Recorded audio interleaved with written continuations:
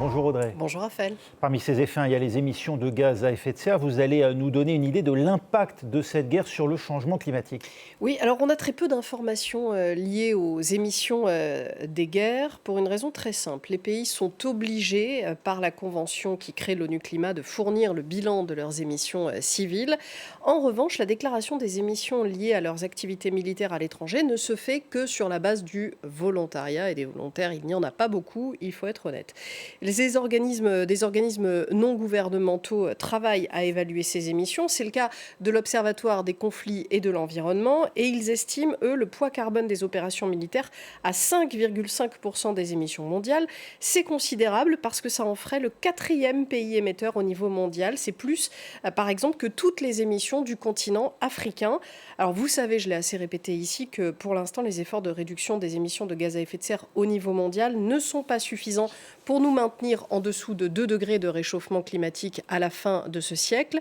Mais si on ajoute à cela les émissions militaires qui ne sont encore pas comptabilisées, eh bien le compte n'y est plus du tout.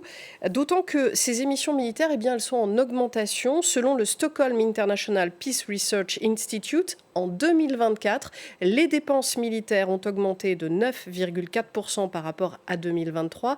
C'était la plus forte hausse depuis la fin de la guerre froide. Et plus d'armement, c'est plus d'émissions. Et ça, c'était encore avant, évidemment, le déclenchement de ce conflit au Proche-Orient. Il est encore trop tôt pour évaluer les émissions liées à cette nouvelle guerre. On a vu les bombardements sur les dépôts d'armes à Téhéran et ce nuage de suie et de composants volatiles s'élever dans les airs. Donc oui, évidemment, ça aura un impact. Mais le poids carbone de ce conflit va surtout dépendre de sa durée. Écoutez, Ellie Kinney, elle est directrice de plaidoyer et climat à l'Observatoire Conflit et Environnement. Je dirais que chaque guerre a des répercussions différentes sur le climat. Prenons par exemple l'invasion de l'Ukraine par la Russie. Il s'agit d'un conflit très différent qui dure depuis plus de 4 ans maintenant.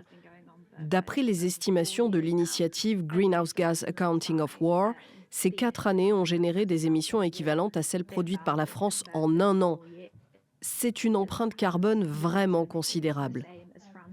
Si l'on considère la situation actuelle en Iran, on constate que les attaques visent les infrastructures liées aux énergies fossiles et vont ralentir, voire stopper la production de gaz naturel liquéfié, par exemple, et vont perturber l'approvisionnement en énergie fossile.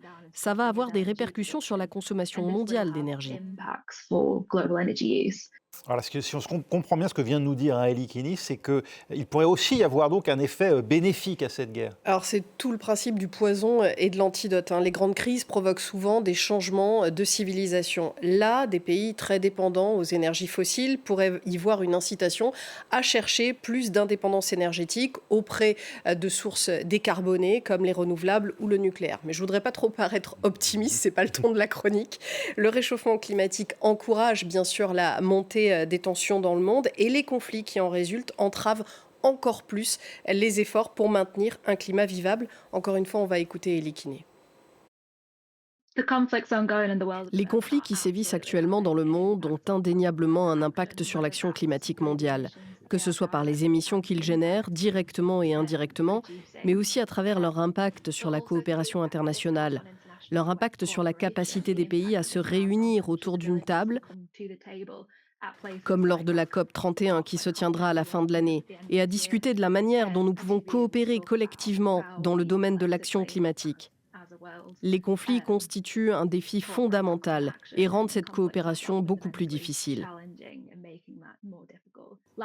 L'année dernière, pour la première fois, les 2 plus grandes superpuissances militaires mondiales, que sont les États-Unis et la Chine, ont cessé de déclarer leurs émissions militaires.